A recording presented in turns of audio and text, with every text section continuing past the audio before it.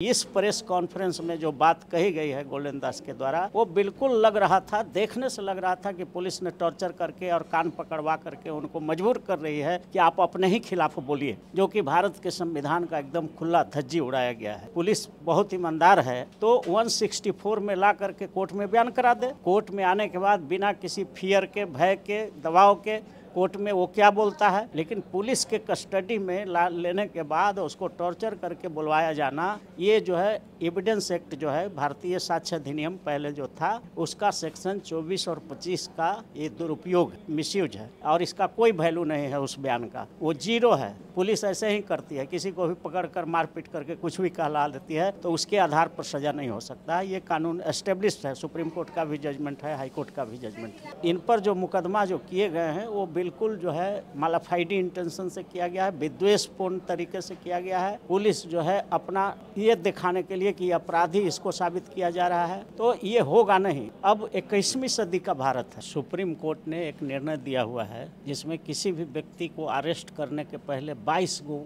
Formality है जो पूरा करना है, 22 फॉर्मेलिटीज है। और हमको लगता है कि गोल्डन दास के अरेस्टिंग में कोई भी फॉर्मेलिटी नहीं पूरा किया गया है। तो अगर गोल्डन दास कोर्ट में बयान देते हैं आकर के कि हमको पुलिस मारपीट की है, टॉर्चर की है और उसके बाद हमसे ज़बरदस्ती कान पकड़वाया गया है और प्रेस के सामने हमको अपने खिलाफ बोलने पर मजबूर किया गया है, तो ये misuse of the power and post of the police होगा। और इसके लिए जो दोषी पदाधिकारी होंगे उन पर भी FIR भी हो सकता है। अगर पुलिस FIR नहीं लेगी तो वहाँ के चीफ जुडिशियल मजिस्ट्रेट जो मुजफ्फरपुर के हैं उनके कोर्ट में केस फाइल किया जा सकता है। गोल्डन दास भी कर सकते हैं, उनके परिवार के लोग कर सकते हैं। किसी आरोपी की गिरफ्तारी होती है तो उनके मुंह पे एक ब्लैक सा पट्टी होता है। गोल्डन दास से जब प्रेस के सामने ये बुलवाया जा रहा था तो उनके मुंह पे इस तरीके, हाँ, ये उनको बदनाम करने के लिए समाज में चेहरा को दिखा करके ऐसा है, यही अपराधी है, उनका इमेज को कमजोर करने के लिए ये सब काम पुलिस ने किया है जो गलत है। पुलिस को वीडियो क्लिप दिखाना चाहिए सार्वजनिक रूप से कि देखिए ये बोल रहे हैं, ये राइफल लिए हुए थे, बंदूक लिए हुए थे, गन लिए हुए थे और ये जो है सबको ललकार रहे थे कि हमला कर दो, मार दो। ऐसा कुछ होगा ना वीडियो क्लिप? तो कुछ नहीं है। तो ऐसे ही पुलिस के कह देने से कोई दोषी नहीं हो जाएगा। भारत में रूल ऑफ लॉ है, कानून का राज है। यहाँ पर राष्ट्रपति का राज नहीं है, प्रधानमंत्री का राज नहीं है, चीफ जस्टिस का राज नहीं है, जज का राज नहीं है, पुलिस का राज नहीं है, मुख्यमंत्री का राज नहीं है, गवर्नर का राज नहीं है। यहाँ क्या का राज है? कानून का राज है, रूल ऑफ लॉ है। इस वक्त मेरे साथ मौजूद हैं एक खास मेहमान, पटना हाई कोर्ट के वकील और संविधान विशेषज्ञ माननीय अरुण कुशवाहा जी। सर, स्वागत है आपका। Thank you. मुजफ्फरपुर में एक दिल दहलाने वाला कांड होता है, उसके बाद बहुजन आर्मी के राष्ट्रीय अध्यक्ष गोल्डन दास वहां पर जाते हैं पीड़िता को न्याय दिलाने के लिए, लेकिन उन्हें पुलिस गिरफ्तार कर लेती है और उसके एक दिन बाद एक वीडियो सामने आता है जिसमें वो कान पकड़कर माफ़ी मांगते हुए नजर आ रहे हैं। तो ये जो पूरा मामला हुआ है, इस पे आपकी प्रतिक्रिया सर? देखिए, ये भारत ऐसा विचित्र देश है और खास करके बिहार, जहाँ बिहार लेकिन जगदेव प्रसाद गरीबों की लड़ाई लड़ते थे तो उनको सभा में 5 सितंबर 1975 को सीधे पुलिस ने गोली मार दिया था, जिनको बाद में चल के बिहार लेलिन अमर शहीद जगदेव प्रसाद का दर्जा मिला। इसी तरह से महात्मा गांधी को इस देश में गोली मारा जाता है। इस देश में जो आदमी गरीबों की लड़ाई लड़ता है उस पर तरह तरह के अत्याचार होते हैं। और यही नहीं, विदेशों में भी देखिएगा, नेल्सन मंडेला गरीबों की लड़ाई लड़ते थे तो उनको भी 27 साल जेल में डाल दिया गया था। और गोल्डन दास का जितना भी चल रहा था कार्यक्रम, गरीब गुरुबा जो समाज का अंतिम व्यक्ति है, शेड्यूल कास्ट का है, शेड्यूल ट्राइब का है, अत्यंत पिछड़ा वर्ग का है, OBC का है, माइनॉरिटी का है या गरीब सवर्ण भी है, अगर उसको भी थाना में न्याय नहीं मिल पा रहा है, CO के यहाँ से न्याय नहीं मिल रहा है, BDO के यहाँ से नहीं मिल रहा है, DM के यहाँ से न्याय नहीं मिल रहा है, तो गोल्डन दास का काम सिर्फ इतना ही था कि संविधान लेकर के वो जाते थे, भारत का संविधान लेकर के, और FIR लेकर के जाते थे या किसी का शिकायत लेकर के जाते थे।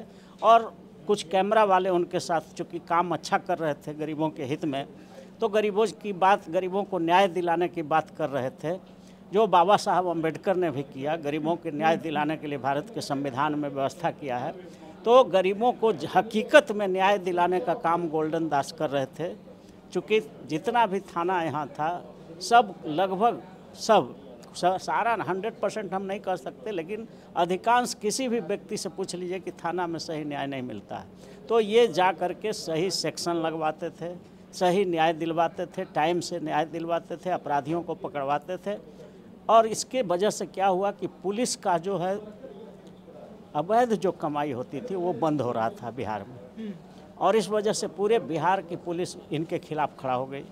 तो ये पुलिस अत्याचार के खिलाफ लड़ रहे थे बिहार में, और इसी वजह से हमको लगता है कि कम से कम 25 से 30-40 थाना में तो जा करके सही न्याय दिलवाया है गरीबों का। वो लोग अभी आके कह भी सकता है कि हाँ हमको गोल्डन दास ने न्याय दिलवाया है। तो इस तरह से पूरे बिहार के पुलिस महकमे को लगा कि अगर ये आदमी आगे बढ़ता चला गया तो हम लोगों की कमाई बंद हो जाएगी, और इस वजह से इन पर तरह तरह के झूठे मुकदमे अभी तक सुनते हैं। 25-30 मुकदमा इन पर विभिन्न थानों में पूरे बिहार में डाल दिया गया है। 23वां मामला है। तो ये अब यहाँ की न्यायपालिका देखेगी कि इनका क्या दोष है।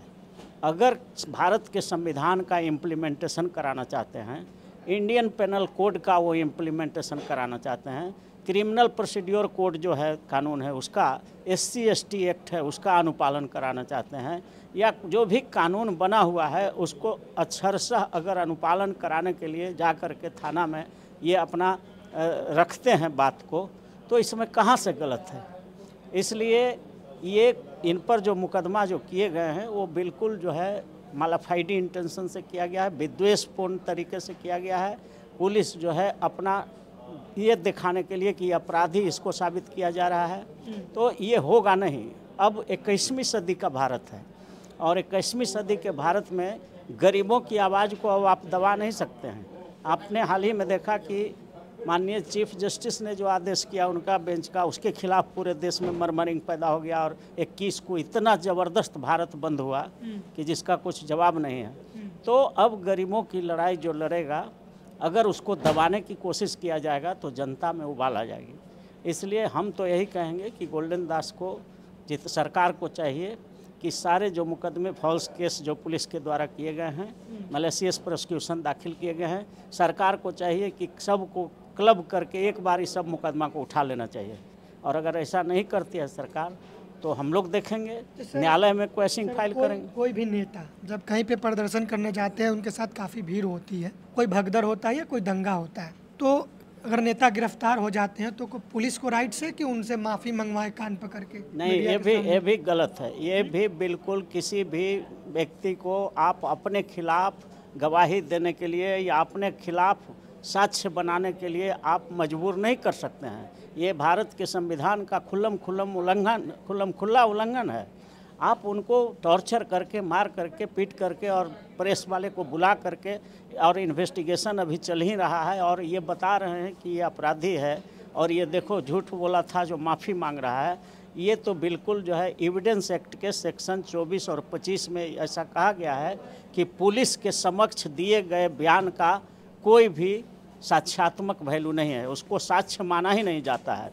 इसलिए इस प्रेस कॉन्फ्रेंस में जो बात कही गई है गोल्डन दास के द्वारा, वो बिल्कुल लग रहा था, देखने से लग रहा था कि पुलिस ने टॉर्चर करके और कान पकड़वा करके उनको मजबूर कर रही है कि आप अपने ही खिलाफ बोलिए, जो कि भारत के संविधान का एकदम खुला धज्जी उड़ाया गया है। तो ऐसी परिस्थिति में गोल्डन दास को अगर पुलिस बहुत ईमानदार है तो 164 में ला करके कोर्ट में बयान करा दे। कोर्ट में आने के बाद बिना किसी फियर के, भय के, दबाव के कोर्ट में वो क्या बोलता है, अगर कोर्ट में वो बोल देता है कि हाँ हम जो है एकदम अपने मन से बोले थे, तब एक बात समझ में आती है। लेकिन पुलिस के कस्टडी में लेने के बाद उसको टॉर्चर करके बुलवाया जाना, ये जो है एविडेंस एक्ट जो है भारतीय साक्ष्य अधिनियम पहले जो था उसका सेक्शन 24 और 25 का ये दुरुपयोग है, मिसयूज है, और इसका कोई वैल्यू नहीं है उस बयान का, वो जीरो है। पुलिस ऐसे ही करती है, किसी को भी पकड़कर मारपीट करके कुछ भी कहला देती है तो उसके आधार पर सज़ा नहीं हो सकता है। ये कानून एस्टेब्लिश्ड है, सुप्रीम कोर्ट का भी जजमेंट है, हाई कोर्ट का भी जजमेंट है।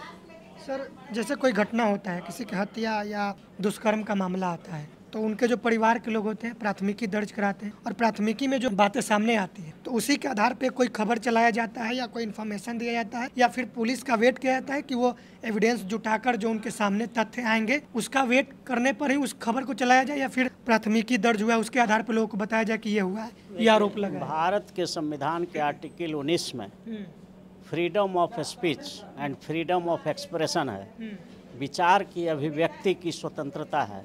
और मीडिया जो होता है विचार की अभिव्यक्ति ही करती है कि क्या घटना हुआ नहीं हुआ, वो वहाँ से दिखलाया जाता है। तो एफआईआर में जो तथ्य दाखिल किया गया, तो एफआईआर तो सार्वजनिक चीज़ होता है, वो एफआईआर करते ही 24 घंटा के अंदर सीजीएम के यहाँ भेज देना है पुलिस को, और उसका कॉपी ले करके कोई भी ले सकता है, देख सकता है, बोल सकता है। तो एफआईआर में जो एलिगेशन लगाए गए थे कि लड़की को उठा करके 12 बजे रात में 14 साल की लड़की को 5 लोग उठा करके ले जाते हैं, ये उसके माता का बयान है लड़की का। और उसके बाद ले जा करके कल हो करके उसके पूरे बॉडी पर इंजरी आता है और डेड बॉडी प्राप्त किया जाता है। तो ये साधारण रिक्शा चलाने वाले से भी पूछिएगा कि लड़की को उठा के ले गया तो कौन धारा लगेगा रात में, तो कह देगा कि अपहरण का तो लगना चाहिए, अपहरण हुआ एक तरह से। तो 363 तो लगना ही चाहिए था वहाँ पर, और वो धारा नहीं लगाया हुआ था पुलिस। इसी को गोल्डन दास ने कहा वहाँ पर थाना प्रभारी को कि भाई आपसे तो मूर्ख कोई दरोगा होगा नहीं, जो इतना साधारण सी बात है कि लड़की को अपहरण करके उठा के ले गया 5 आदमी माँ बाप के सामने, और आपने उसमें 363 नहीं लगाया, तो क्या आपका मंशा नहीं है कि उसको बचाया जाए अपराधियों का? यही तो बात हुई थी। और इसी बात को वो लोग कह रहा है उकसाने वाला भाषण दे दिया।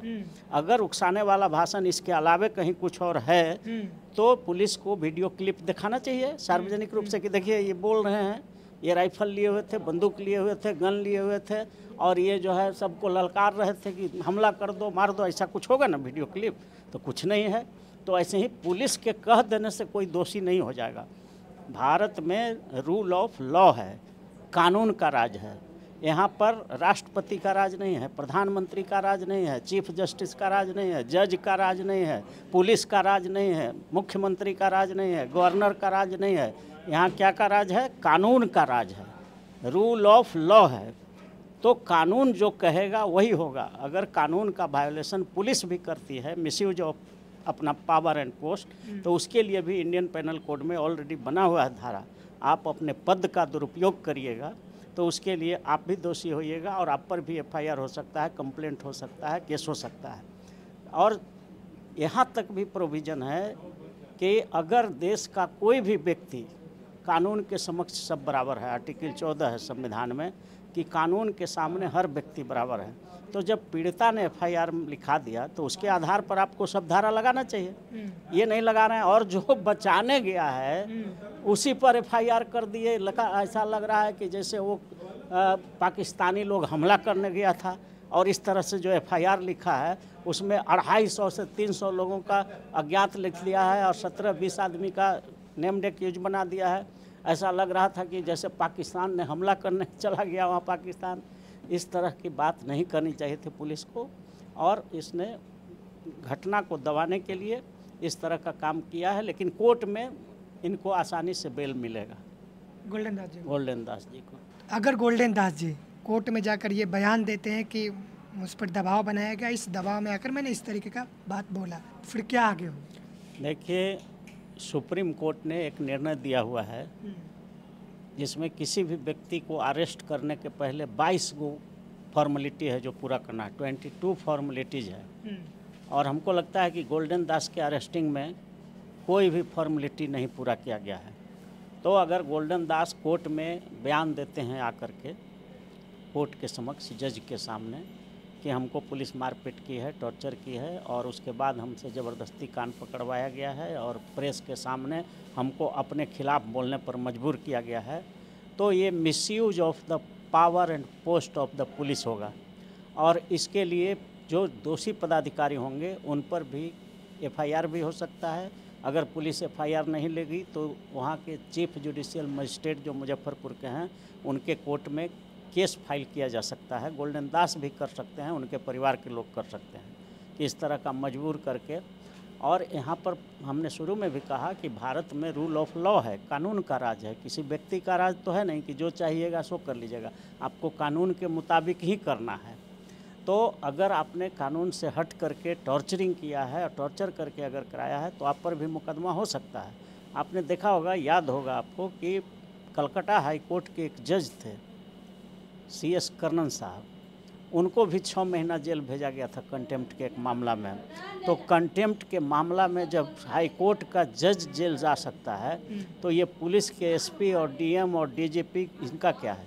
ये भी अगर कानून का वायलेशन करेंगे तो इन पर भी मुकदमा होगा और सेम सज़ा होगा, क्योंकि इक्वलिटी बिफोर लॉ है and equal protection of law है। आर्टिकल 14 है भारत का संविधान, जो कहता है कि कानून के सामने देश का हर नागरिक बराबर है, चाहे वो कितना भी बड़ा पद पर क्यों न हो। गोल्डन दास पे आरोप लग रहा है कि वो पुलिस से जब बात करते हैं तो अमर्यादित असंवैधानिक शब्दों का प्रयोग करते हैं। हाँ, तो अमर्यादित भाषा का प्रयोग करने के लिए कोई अगर धारा है आईपीसी में तो उसको लगाना चाहिए। दंगा भड़काने वाला कहाँ बात आ गई उसमें? इसलिए ये जो सेक्शन जो लगाए गए हैं 307 लगा दिया गया है, मैंने अटेम्प्ट टू मर्डर का जो होता है धारा वो लगा दिया गया है। इस तरह के फॉल्स केस लॉज नहीं करना चाहिए था पुलिस को, और ये सब गलत किया है। अब वो कोर्ट में सब डिसाइड होगा। किसी आरोपी की गिरफ्तारी होती है तो उनके मुंह पे एक ब्लैक सा पट्टी होता है। गोल्डन दास से जब प्रेस के सामने ये बुलवाया जा रहा था तो उनके मुंह पे इस तरीके हाँ, ये पुलिस को उनको डिफेम करने का ये माना जा सकता है कि उनको बदनाम करने के लिए समाज में चेहरा को दिखा करके कि देखो ये ऐसा है, यही अपराधी है, ये माने ब्लेम करने के लिए, उनका इमेज को कमज़ोर करने के लिए ये सब काम पुलिस ने किया है, जो गलत है। आप एक वकील के नाते गोल्डन दास जी को ये जो किया गया है इसके लिए आपका स्टैंड क्या होगा आगे का? नहीं, हम लोग तो कहे ही थे, पिछले भी कई बार उनके लोग आए थे तो हमने कहा है कि उन पर जितना भी 23 केस हुआ है वो सब का FIR लाइए, और हम लोग एक बार पटना हाई कोर्ट में हम लोग सारे वकील मिलकर के एक क्वैशिंग का पिटीशन फाइल करेंगे, क्योंकि वो पुलिस अत्याचार के खिलाफ लड़ते हैं बिहार में, और इसीलिए उनको सब मुकदमा, झूठा मुकदमा, फॉल्स मलेशियस मालाफाइडी केस में फंसा दिया जा रहा है। तो ये सारा केस को क्लब करके एक साथ क्वेश किया जाए। ये पिटीशन फाइल होगा, क्रिमिनल रिट कहा जाता है। आर्टिकल 226 ऑफ द कॉन्स्टिट्यूशन में राइट है कि किसी को परेशान करने के लिए मलेशियस प्रोसिक्यूशन फाइल किया जा रहा है तो सबको रद्द किया जा सकता है क्रिमिनल रिट में। हम लोग वो करेंगे।